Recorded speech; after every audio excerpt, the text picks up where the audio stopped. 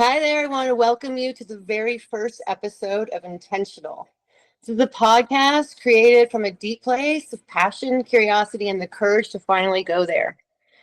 I'm your co-creator on this journey, and today I have the absolute honor of introducing someone who's not only a dear friend, but also a powerhouse on purpose, wisdom, and truth. So, Corinne, let's take this away. I'm going to be asking you quite a few questions, and I am so excited to hear these responses and to engage with you and to have the audience really start learning. I'm so excited because her willingness to speak about what most people run from, to peel back all the layers and to ask what's really going on beneath the surface. I can't wait for this journey with Corinne, and we're going to go far, and this is just the beginning. So, Corinne, the host of Intentional. Oh, thank you so much for that beautiful introduction, Aimee. I was definitely not expecting that, and that was so amazing. Thank you. I'm so grateful to have you here and to do this with you right now because this has been a long time coming, and I'm so happy to be here in this moment with you and sharing this space with you and co-creating with you here. But yeah, intentional. It's starting. So, can I start with a question for you? Absolutely. This is, I'm pretty interested in this. I'm really interested in where Corinne's going with this. I'm learning a lot from Corinne, and I honestly, when she makes suggestions, guys, I would do it. I would go for it. I would go through it, feel it, because you are going to become more of a powerhouse every day, and you are going to break those barriers that you have for yourself. So, my question for you, Corinne, is when you breathe in the word intention, what feelings rise in your body and where do you feel it the most? Well, right now, all over, I've got goosebumps everywhere. And for those of you who know me well, I'm a goosebump person. I get them constantly all day long. That's how I know I'm doing what I'm supposed to be doing. Which in turn is very similar to how this started. I had a book club. I wrote a book that I never published, but I did teach a class on it. And everything has on my journey after about a year of being in coaching as well, I was able to really tap into leading all of this back to a single topic. So much knowledge. If I were to put everything together, it all comes into intention. And that may sound confusing to a lot of people, but that's the point, and that's why it's so important. So I want to pique interest with that and know that there's a lot more to intention than people are typically aware of on the surface. When you say what people are typically aware of on the surface, what do you believe that they are typically aware of? What do you think that they're missing? So, okay. Well, I'll put it this way. I'll start with myself. Like growing up, like language is going to be a huge part of what the podcast talks about and teaches. The power of language, the vibration of words, and how important how we speak is. So earlier, you and I, prior to being, on this podcast, talking to outside of our relationship, you had talked to me about when you were 5, right? Yeah. And so I'm looking at this question I wanted to ask you, and then we talked about it before. So I'm like, okay, this kind of works out perfect for me. Can you remember the exact moment you woke up to the realization that you were kind of living in autopilot and something inside of you whispered, this isn't it? And Well, what shifted after that? okay. So it's a few part answer to Yeah. this. So my first awareness of this reality, like going back to, when you were saying when I was 5, my story about that was like recognizing that I was alive and that I was looking at myself through my own eyes and moving my hands, and I could move my legs just by thinking about doing it and having all these realizations about my body. And then looking at myself and knowing that there was more going on than was being led on to me, or what I was receiving from like what life was all about. And from there, I was essentially on a spiritual journey for years. I'd go to church with different people. I went to Jehovah's Witness things. I went to temple. I went to the Buddhist temple. I wanted to explore the beliefs of people. And I was like a kid. I was still single digits when I was doing this. So leading all the way up to me really jumping into personal development was when I was in my mid-20s, and I had worked for a boss that was completely life-changing. I learned so much from this man, but he was deeply abusive and unwell and manipulative, and he had me following him and walking as he walked, and I felt myself shifting my energy and becoming somebody that I wasn't, because I admired him and looked up to him so much, and I had learned so much from him that it was like I wanted to believe everything he said. And from there, when that crashed and burned, was the biggest shift of when I dove into this work. So that's been, I don't know how many years ago that was, 15, 14, something like that, 13. Yeah. So from there, I learned a lot along the way. And again, it all ends up coming back to intention and awareness. You know, I find it interesting. You and I've never had the conversation about when you just were brought up before we started about being 5, but we didn't go into it. And that's why I was so inquisitive about like when it happened at 5. So now you sharing this, right? I'm like, ding, ding, ding, ding, ding, ding, ding with myself. And maybe you guys are out there too. I can't be specific on the age, but I know. So like my family we weren't pushed into religion, into church or anything like that. Like, Yeah, me either. so, but I was like you. All my friends, okay, they all had like very, very pretty religious families. At least in my eyes, it was religious, very Right. religious, because it Same. was I like, can relate to that. Yeah. like you had to go every Sunday, and my mom was like, I am gardening on Sunday. And my dad is like, I'm golfing on Sunday. And you kids are playing on Sunday, and Yes. all of the other people were in church. And so I went to the Mormon church. My neighbors down the street were Mormon. My girlfriend was Jehovah's Witness. I went to the Jehovah's Witness church. I had a lot of Catholic friends, went to the Catholic church. We were Methodists, so I explored Methodists, Um, and I'm kind of seeing like, was that what I was doing? Not knowing that I'm like, what is this? What's going Yeah. on? Did they have the answer? Does anyone have the answer? What is it? In such a young age, it's not that I loved going to church.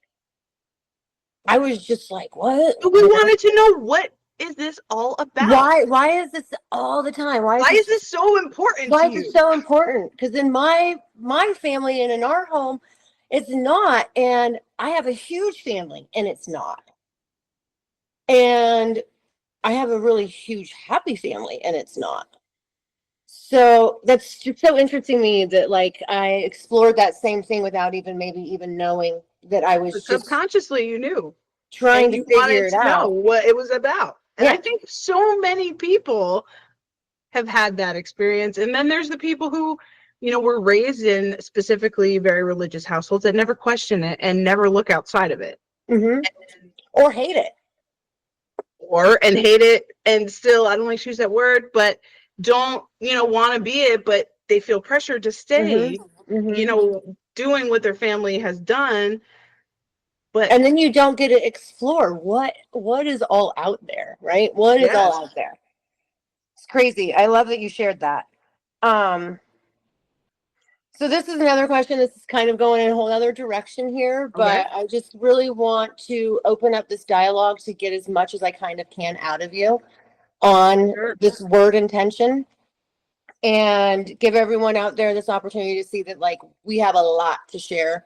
There's a lot of depth in this, and we're trying to kind of, for me in my sense, I'm trying to take a little bit of logic out, remove a little bit of the logic, and get more into the awakening. And some deep self-reflection in that without the logic. Yeah. Is the way I'm kind of looking at coming into this with Corinne and learning from Corinne. So this is a question I've always wanted to know about this. So if a goal is a destination, what is intention in the journey? And how does it shape the way you walk that path? So I'm going to start the beginning of it. If a goal is a destination, what is the intention in the journey? Okay. So I would say, firstly, right, life itself is not a destination, it is a journey, right? And how we reach each of our goals is based on who we are being and how we are showing up. So the goal being a destination is a place that we want to get to. And so many people have goals and so many people have things that they want to reach and aspire to. However, so many of us are and have been, trapped up in fight or flight. And we're going to get into all this kind of stuff because there's so much information to go over, but I don't want to jump into all the details just yet. But to stick to your question, the difference is the intention is an energy. And what we were talking about earlier, and we got kind of mixed up in with, that we're not going to put in this, was the part about beingness, and that intention is an energy. It's not something that we do necessarily, right? Right. So going back to the be, do, have quote, it's when we're being something and we're being a specific energy, then the doing comes easily because the body and the mind are in coherence, which is another topic we're going to talk about. But when we're able to get ourselves clear and feel what it is that we want to achieve, we have to think about what kind of person would be able to achieve that. And we can map the energy that we need to be in order to get to that destination. Would you say that's like almost like you're talking like energy, like vibration, the vibration you're gonna carry? The frequency, the energy, the vibration, like that life force beyond like what I'm kind of talking about, like getting away from all that logic that we all want. We all want this to be answered this way, and it's just not that way. So the Hawkins scale, are you familiar with the Hawkins scale? No. So I will pause and edit and add into our video a clip of what the Hawkins scale looks like. And this was created and matched every emotional energy to a frequency. So the very bottom of that, and Brene talks about this, Brene Brown, who I love. Brene, if you ever see this, I love you so much. The very bottom of that scale is shame.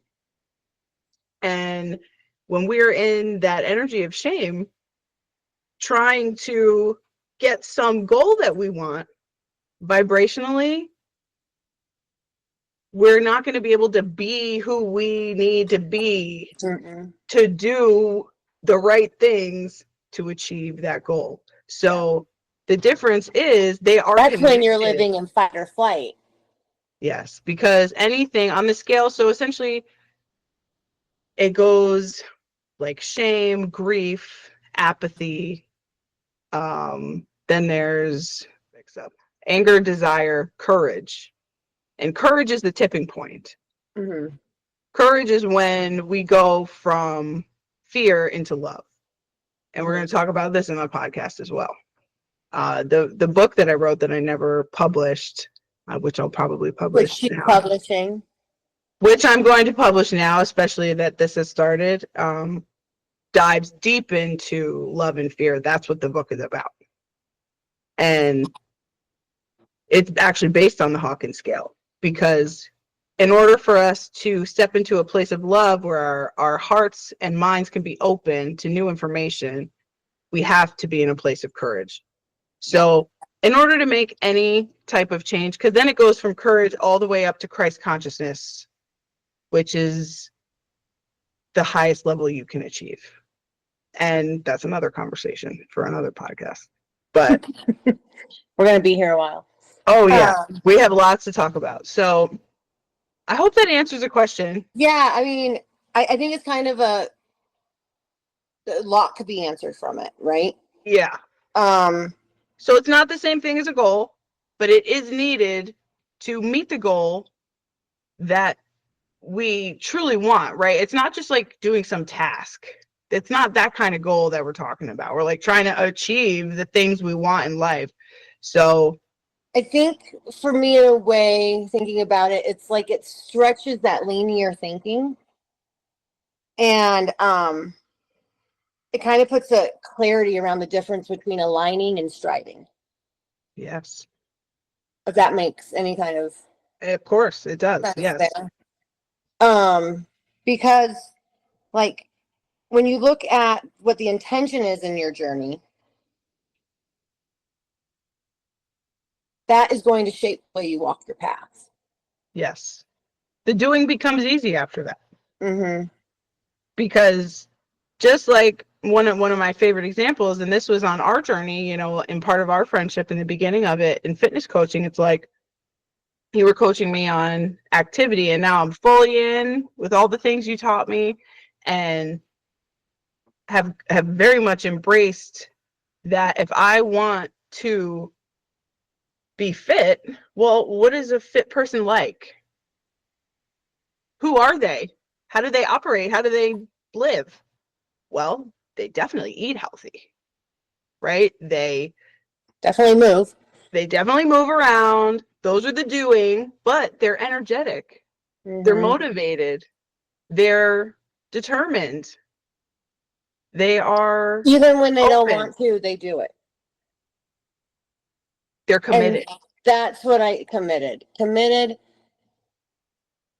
consistent. And those are the being energies. Those are the intentions. Mm-hmm. And what I was going to say in the beginning was like, they're not good or bad. They don't inherently have a good or badness. It's actually just what emotional energy they're coming from. So are you coming from a place of willingness and love and acceptance? Yeah. Or are you in grief trying to make these decisions? Mm-hmm. And I think so many people are.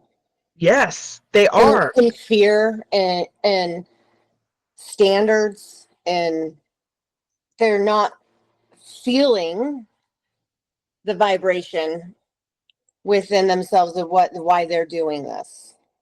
And so much of that is like it's so many layers, because it's like the being worthy of something more, right? Again, we're going to get into this later more, but like I struggled with a worthiness complex the majority of my life, just for walking on this earth and taking up space. And I know there's a lot of other people who can relate to that. Mm-hmm. And that is how I got all the way here, because I have made intentional decisions about how I'm going to walk on this planet to make sure I feel and know that I belong here. And that's what I want all of us to feel. Mm-hmm. Yeah. And not that I'm going to end up in some bad place because I made mistakes. Like, I don't vibe with that. No. That's not it. That's not it. No, because let me tell you, if that's it, I'm screwed. Yeah, everyone. Like, I mean, I've had to forgive myself, I've seen and felt and lived in my guilt and shame, and it was so destructive. It's sad to kind of think about when I think back to those years of holding myself captive like that. And thank God for people like Corinne. Thank God for coaches that I've gone to. Thank God for the people who deeply, deeply love me, telling me it's ruining you. Like, you holding on to this is not making you a better person. You staying in this is not you growing. You're shrinking. Yeah. But it was, for me, in my own experience of my journey, which I know like Corinne and I, as we do these podcasts, are kind of going to be going back and forth between quite a few different subjects and such. And a lot of what I have to speak through is like the mental health addiction, where I've been in my journey and where I am now. And it's an emotional ride, but ultimately those choices are yours. They are. Ultimately. And when you finally learn, when you finally grasp the idea that these are my choices, like no one is making me wake up to feel this way. No one is saying you have to feel shitty today. You have to feel guilty for what you did today. You are a shameful person. No one's saying that to me. No. But I am. So I held myself there. Thank God for an amazing therapist that I had that's not a normal type of sit down therapist. But anyway, that's for a whole different time. But I just want to wrap on what you were saying, right? Like, when we're operating from those energies, and we're operating from shame, and we're operating from grief, and we're operating from all of this pain, but we're not aware that that's the place we're making decisions from. Yeah.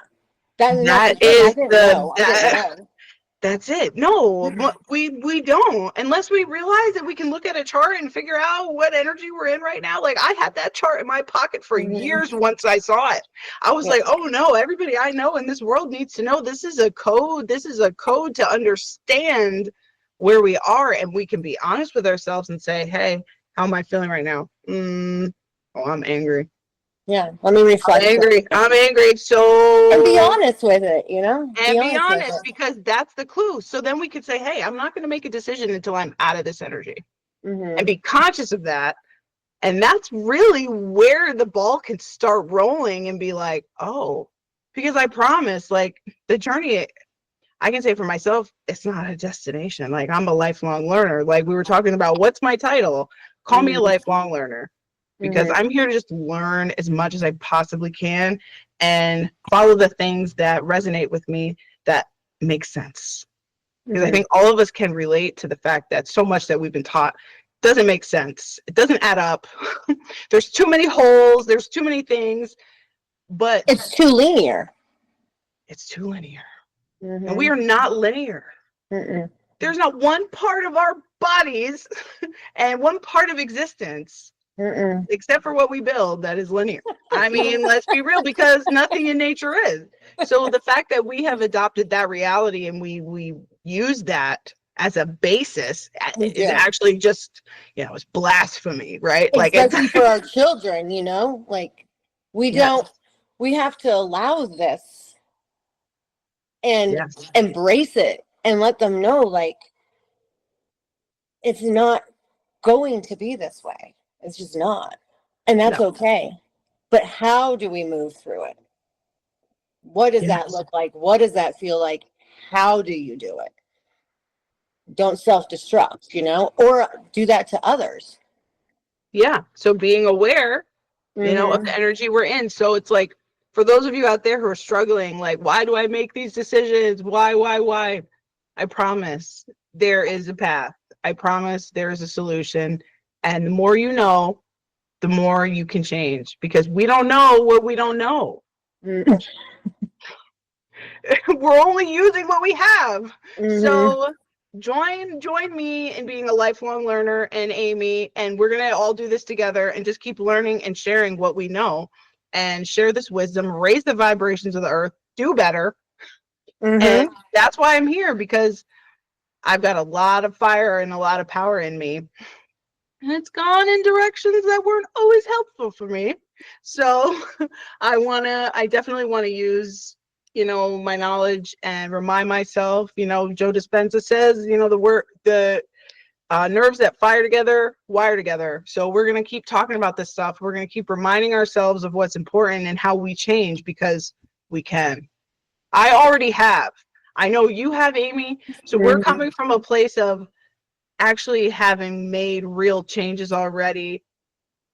Real experiences. We're speaking from true life experiences, not from a book. This is no book. No. This is many books and life combined. Yeah. Yeah. Right. Yeah. I kind of want to open this doorway to and ask you a little bit. I'm curious of your thoughts and your feelings and your ideas and your knowledge on heart coherence, intuitive guidance, and what it is to have embodied listening. So it's kind of big, guess, Okay. maybe. But so let's start with heart coherence. Okay.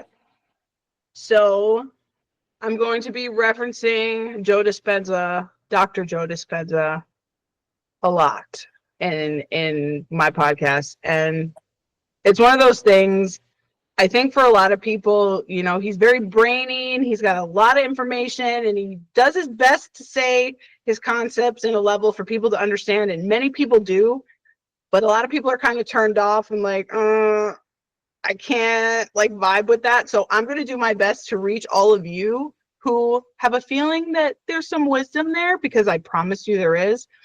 And not only is it the most important information on this planet right now, as far as I'm concerned, it is what we all need. This is information we need. So be open. And I'll do my best to give my version of it. So the quickest for now, so we can go through the rest of the questions. Heart coherence is being able to connect the heart with the mind and recognizing that the heart is magnetic energy. And when we operate with our brain and our thoughts, that's all electric. So they're doing different things all the time. So the feeling, and when we're tapping into emotions, like that's why when we were talking about that scale, like where we're operating from, that's all feeling, that's all heart magnetism, right? So if we're coming from a place of fear and anger and grief, that's coming out all over us, and everyone around us can feel that. I know we've all experienced that. But then the people who are, right? Oh yeah. And the people who are operating from other energies that are higher on the scale, like courage and willingness and acceptance, those energies are big. I mean, they're all big, but when we're they're desirable. So when we're coming from a place of love and gratitude, most of us who have been on this journey learned about gratitude and how powerful gratitude is, and the role that gratitude plays in literally everything spiritual. Like if we want to get somewhere and make some progress, we got to tap into gratitude, and that is the most important thing. So heart coherence is being able to align our thoughts and what's going on here in the RAM with that emotion and align them. Like, I love it. Thank you. You're welcome. Yeah. You kept it nice and simple, but yet very comprehensible. Thank you. Talking about mind, talking about heart coherence, what wisdom lives in your heart that your mind has yet to remember? That's a good one. That I am connected to the divine.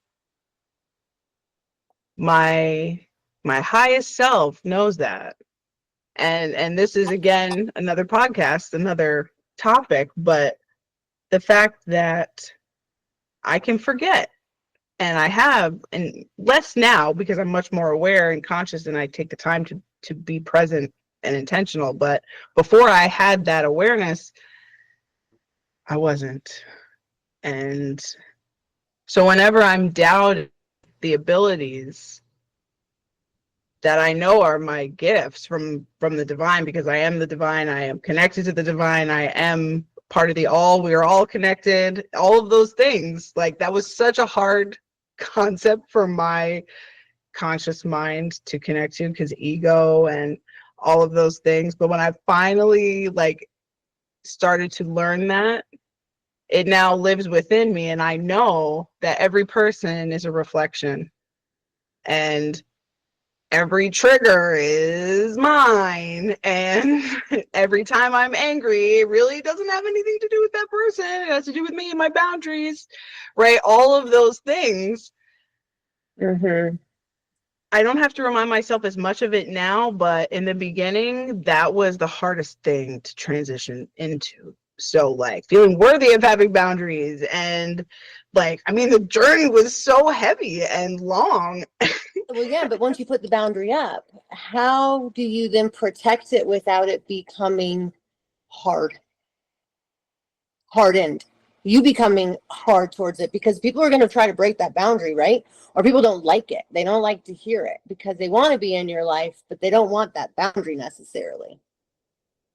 But it's being able to love ourselves enough to say, no, this Yeah. is a take it or leave it. This is not a debate. Yeah. No one's more This important. was not up for debate. Yeah. No one's more important Yeah. than that, right? Like, you don't get Yeah. to put yourself in front of my boundary. And the fact that you think, if like not you, but language, I try to be mindful of that. But the fact that someone thinks that what they want is more important than the boundary you've set, that just Or, shows where they're at. or they're critical of the boundary to try to make you not have the boundary or to feel guilt for the boundary. Because they benefit without you having the The boundary. boundary, yes. So the question becomes, what are they benefiting from you not having this boundary? And why are they pushing so hard? Because there's always another reason. Yeah. Why is there the lack of respect to it? And Yeah. I mean, there could be a million reasons for that, but Oh, yeah. more so of they benefit. There's a reward for them. Completely. They get away with something. Yeah. And they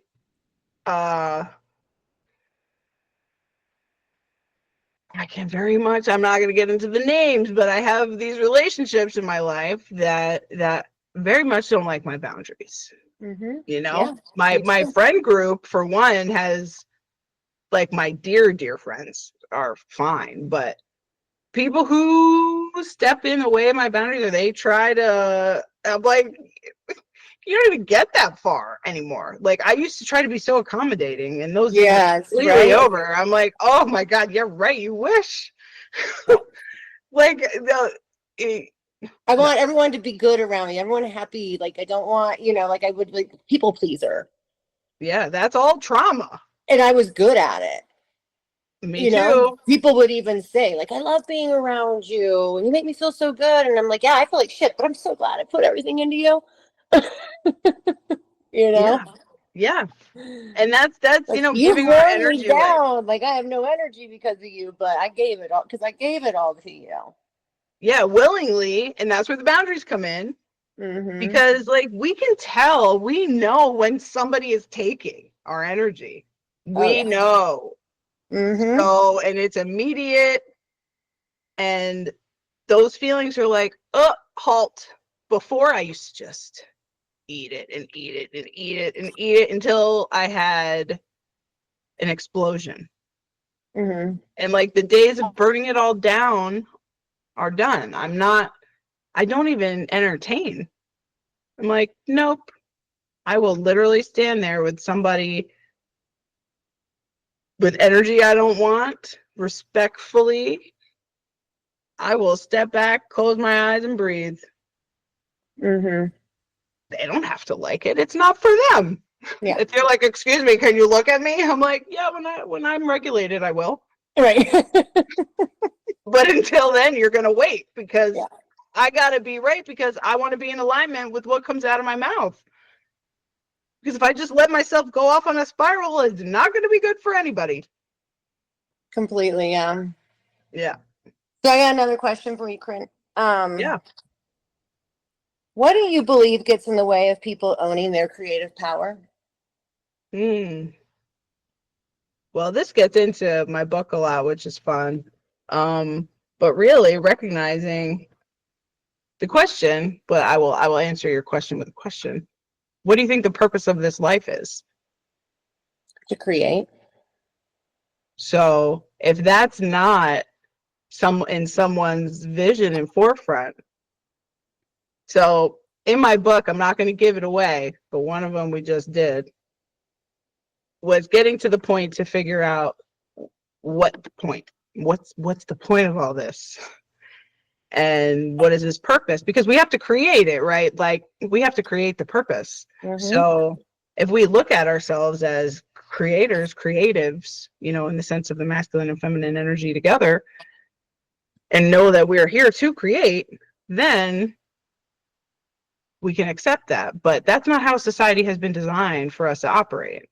Not everybody embraces vulnerability and courage and innovation. They want profits, they want numbers, they want sales, they want capitalism, You know what kind of keeps us unconscious? Absolutely. Yeah, because we don't have time. Think about it. I mean, who created the 8-hour workday? That is ridiculous. That is way too much. I accomplished more in 4 hours than I did in an 8-hour workday. And the thing is, they had to have a fight for 8 hours. It was more before that.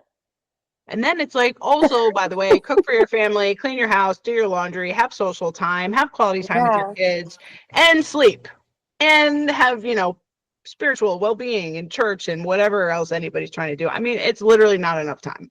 There's no way. So I rebelled against that for a long time. Very, very long time. And I know many of us have.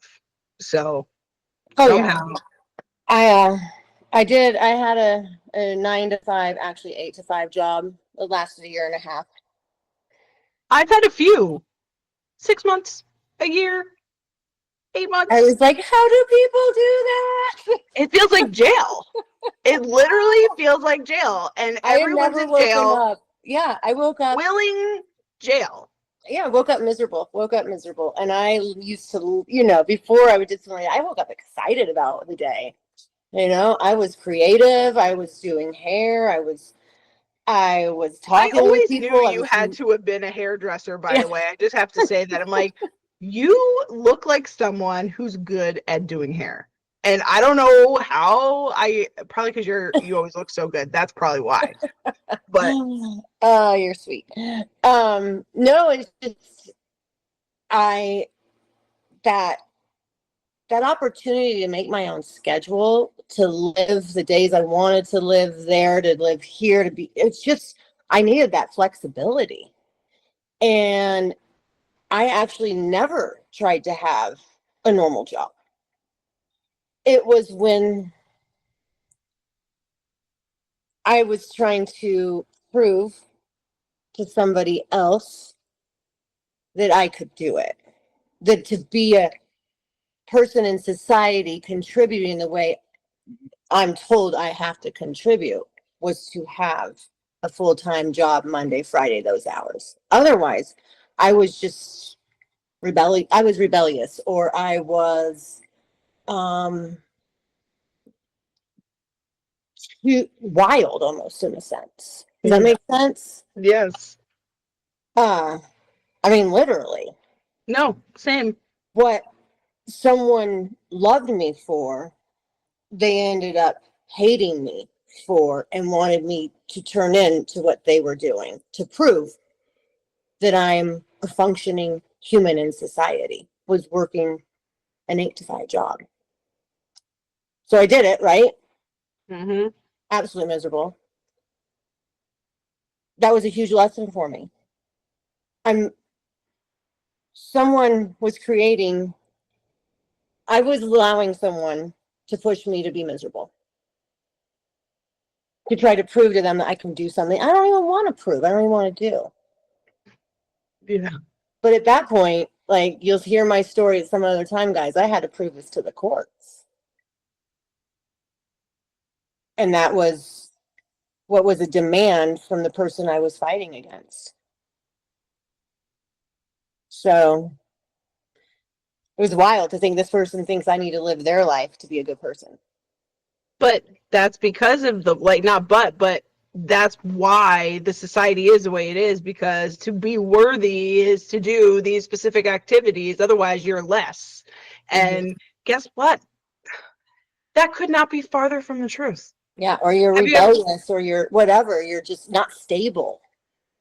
and yeah, until, right? It's like, oh, you're not stable, be stable, be stable, right? Until you realize on the journey, which, you know, I don't want to burst any bubbles here, but stability is an illusion. There's no such thing. There's no such thing. We're either And I growing think when you or can we're take that, decaying. It's one or the other. yeah, and I think when you can take that concept that Corinne just said, when you can actually just listen to that, like truly listen to it, reflect on that, feel the energy of that. I think it frees you a little bit. I think that can free you. You don't Because have to be searching to get into this box, no, to don't. fit the box, you know? So, Just think of a plant. yeah. Even trees that look like they're stable, they're growing new branches. They're growing. They're either growing or they're dying. Mm-hmm. Stability doesn't exist. So when I realized that, I'm like, well, then why not take risks? So my journey was kind of like, take a risk, go back to do the way society says to do it. Take a risk, go back the way society says again. And I've gone back and forth so many times. Yeah, I was just going to ask you that. Like by Oh you my kind of God, saying so that, many times, so many times. I've had one foot in and one foot out yeah, I was for going to ask so you, like, long. where in your own life have you seen this pattern? Have you witnessed a pattern? Yes, Mm-hmm. very much so. My patterns were, I was in a trial and error period.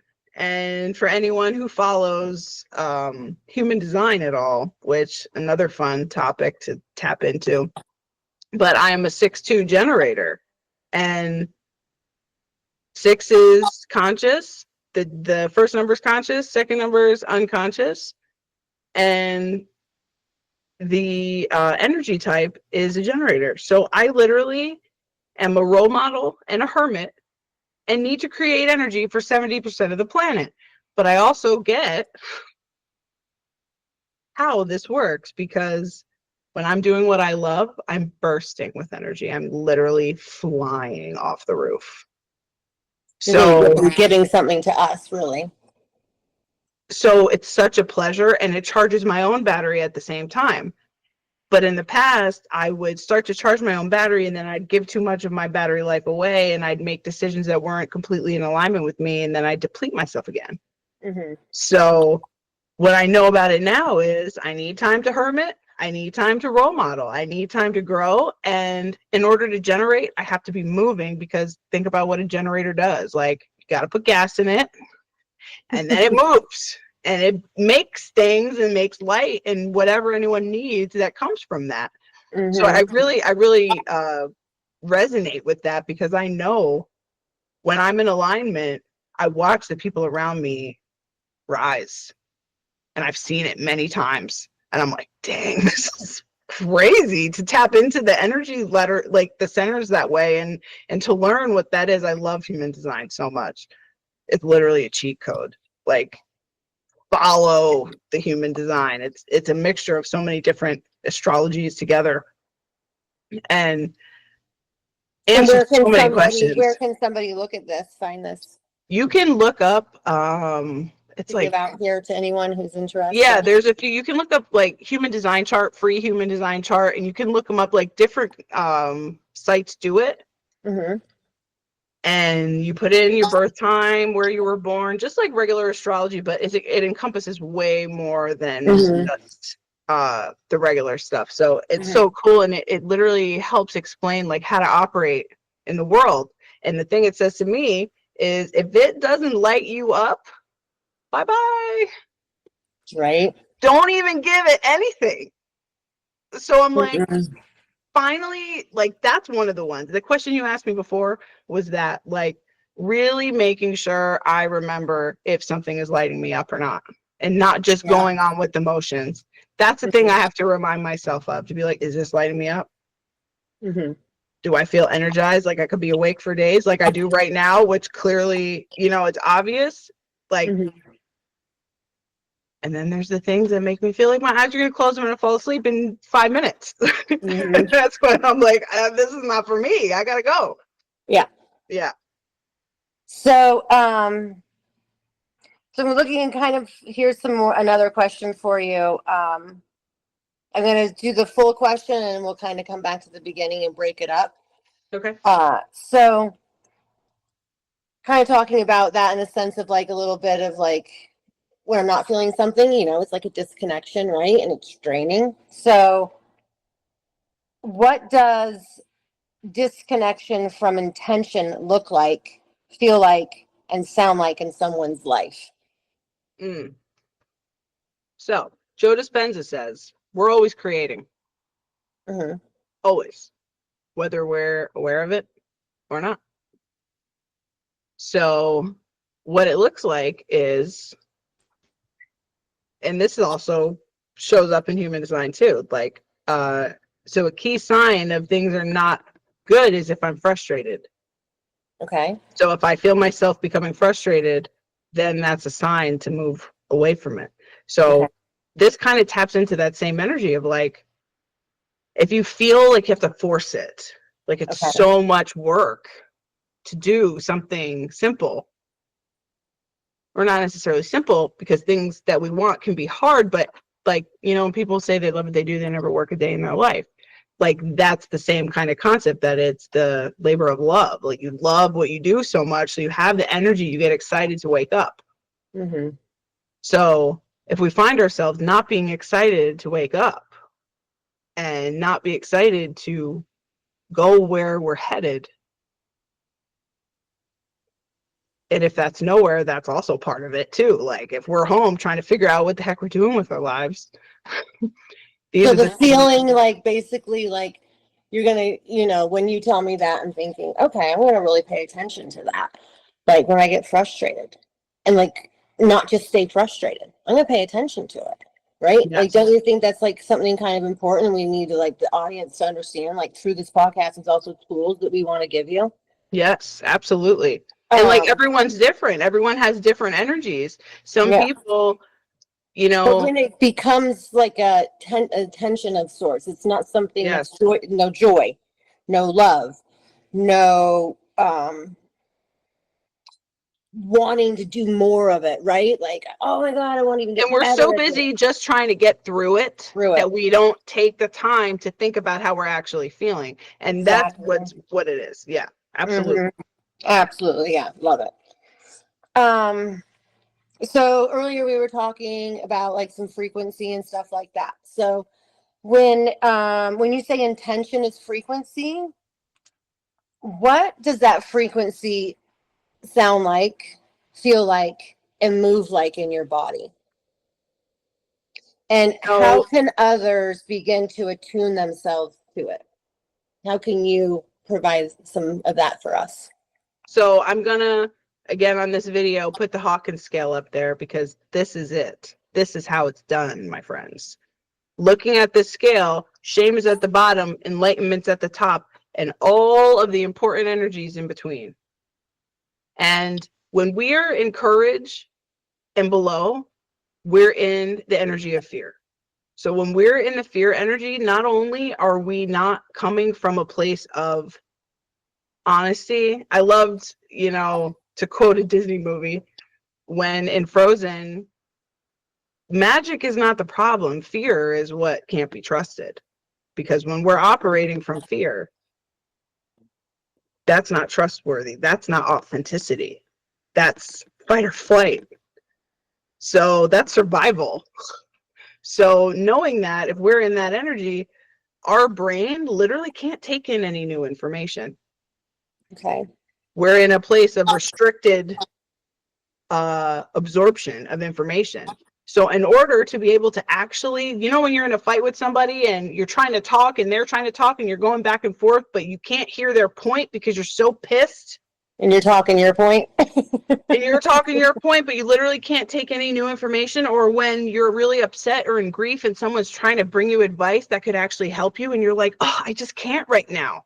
Mm-hmm. That's literally the contracted consciousness state of fear. So when we get out of that and we're in a place of courage and above, which is courage, love, joy, willingness, acceptance, peace, and we're in those energies, that's when our mind expands and we can receive information. We can compartmentalize. So being aware of what energy that we're in is going to be able to determine to say, I'm probably not going to be able to take that information right now because I'm in a place of grief. Yeah. So I need to process that, get to a place of courage, then maybe you can tell me again. Love it. Right. Love it. Okay. So I love that question. I love the answers because I feel like it kind of bridges the quantum language with the embodiment of making energy real and tangible. Yes. Making those energies real, making them tangible, and just that quantum thought.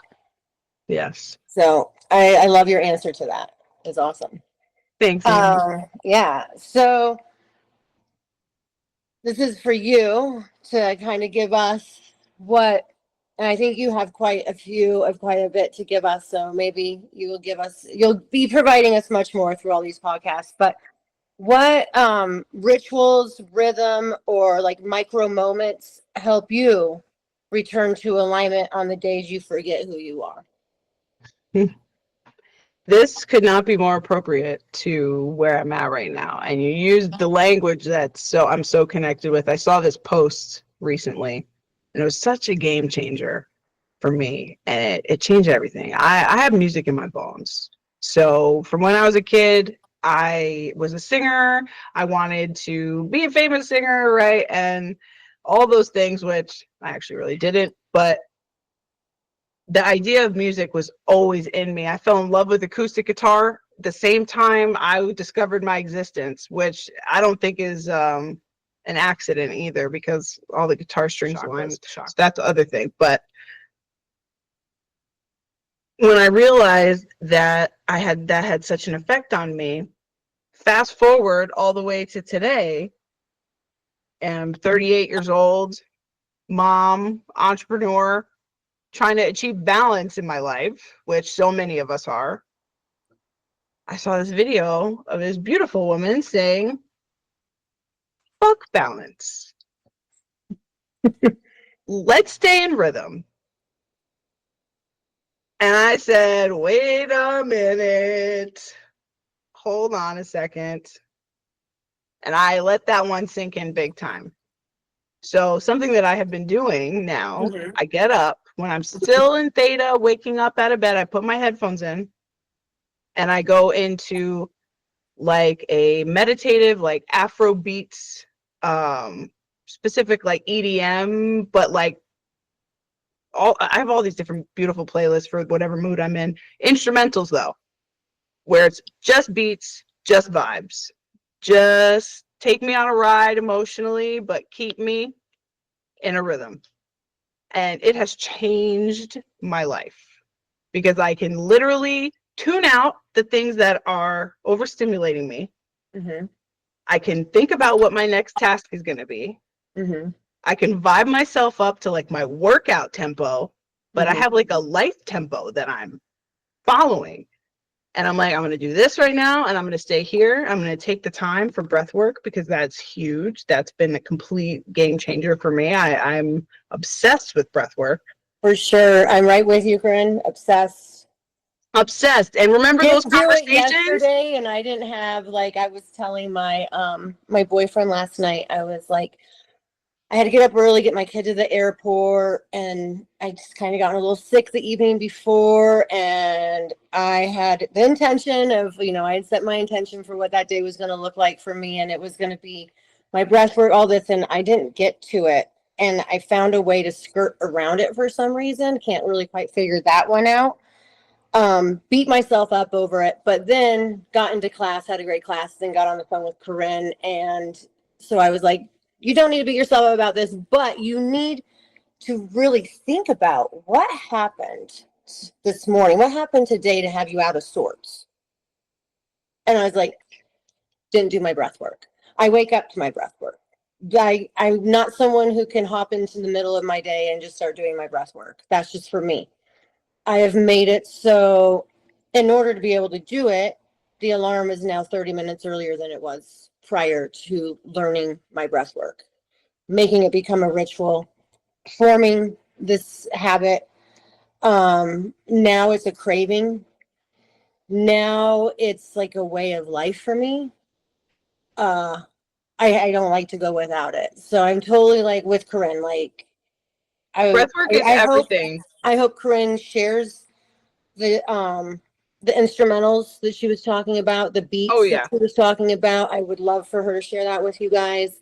You know, her and I can probably talk about a lot of breath work in some of these podcasts and stuff. Oh, definitely. We could maybe even, you know, I don't know if anyone want to do it. And I want to just touch on, do you remember in class when we were in class together and I was telling you the experiences I was having with breath work, like, and we were talking about hyperventilation and, oh, that's not safe and all those things, when no one else in class was experiencing that and or talking about it.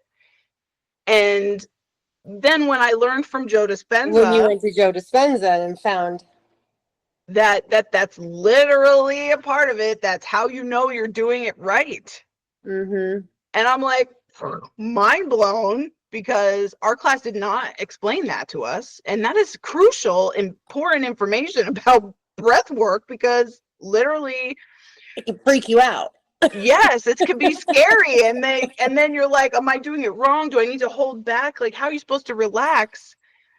And like some days I'll tap into it more than others. Like I've almost passed out more times than I can count. So for all of you, if you're new to breath work, if you're doing these things, like don't be afraid of it, because literally my favorite part is like, I hear the chatter, the chatter's going, I'm doing the breath work, and then all of a sudden I do the breath hold and hold it, bring it up. And all of a sudden my hearing starts to go away. Mm-hmm. And I start to see circles. I start to see all these things. And all of a sudden the chatter is completely gone. And I feel my nervous system starting to reset. Yeah, you can. And this is what this is for. Mm-hmm. This is what for.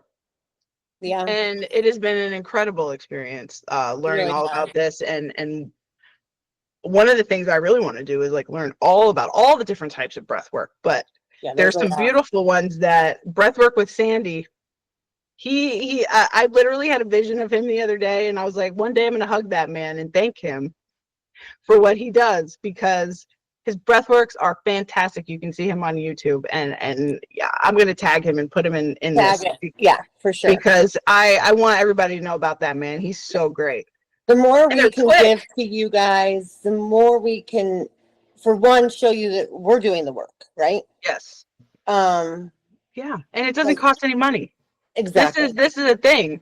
What I'm doing here, this is for love. Yeah. I am not trying to make money on this. Of course, I want to have 1 million people see my videos, but not because of money, because I want this information to be common. If more of us can be living on this level, right? Right? Like, I know you work with your daughter. I work with my son on it.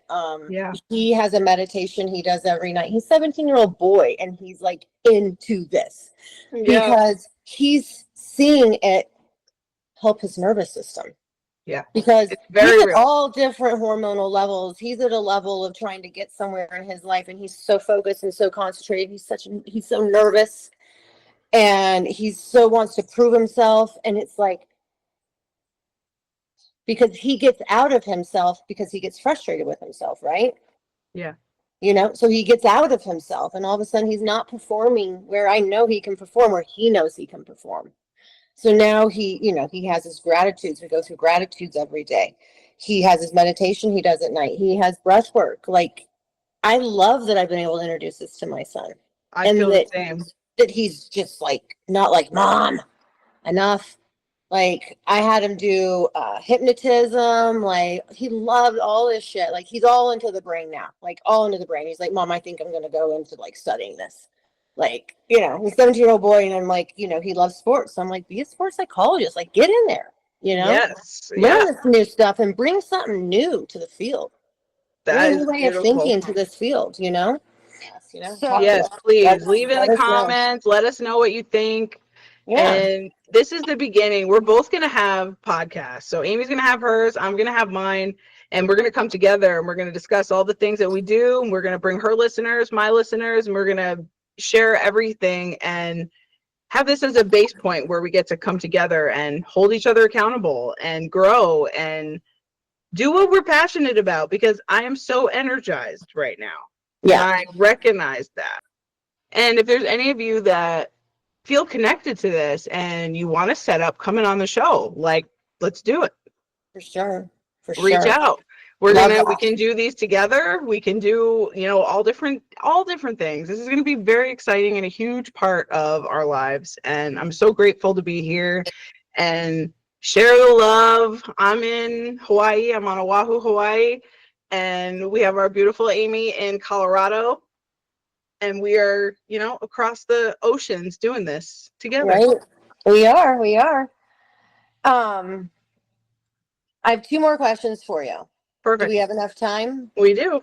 So, if someone came to you heartbroken by the realization that they've been living someone else's dreams, what would your soul say to theirs without trying to fix or save them?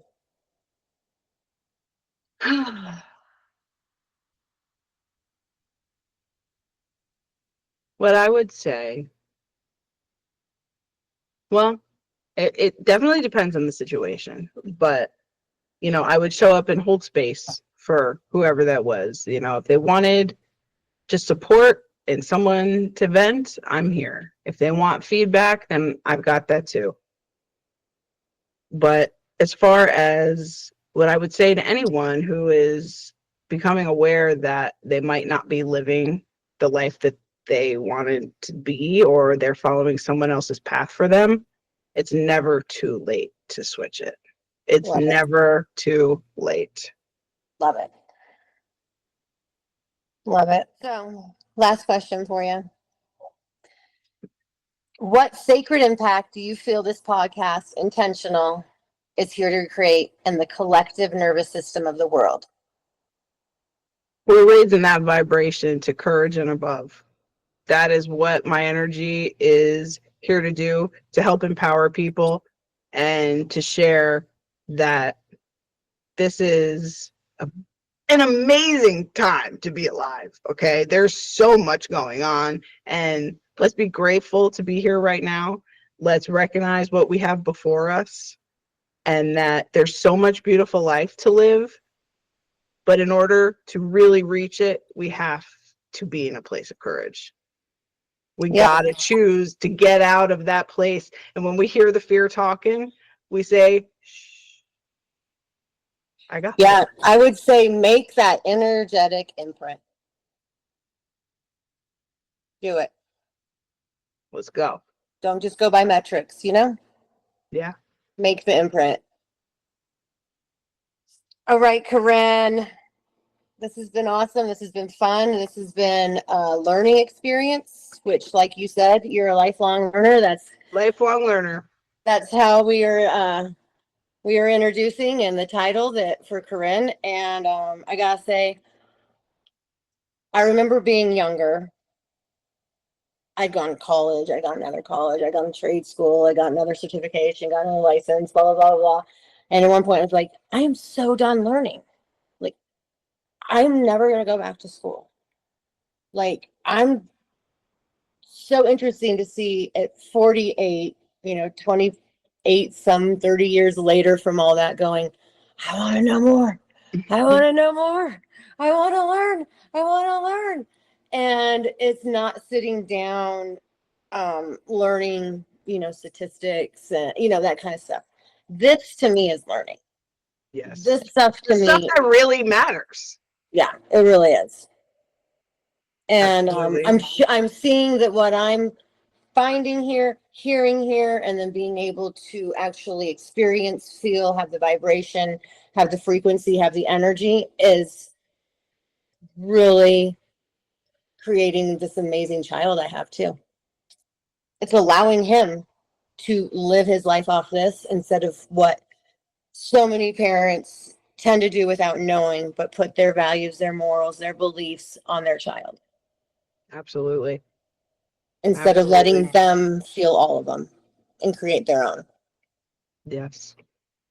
It has been such an honor to be here with you and to do this today.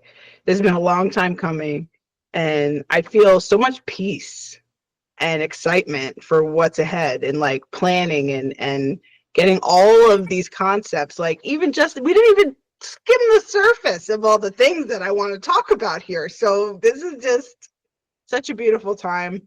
And I hope you all feel my energy that this is love and we got work to do though, right? We're not turning a blind eye and we're not avoiding this stuff anymore. Like let's look at it, let's face it and do it together. Yeah. Feel the love, feel the joy. Thank you so much, Aimee. Yes. I love you, girl. I love you too. Okay. Okay.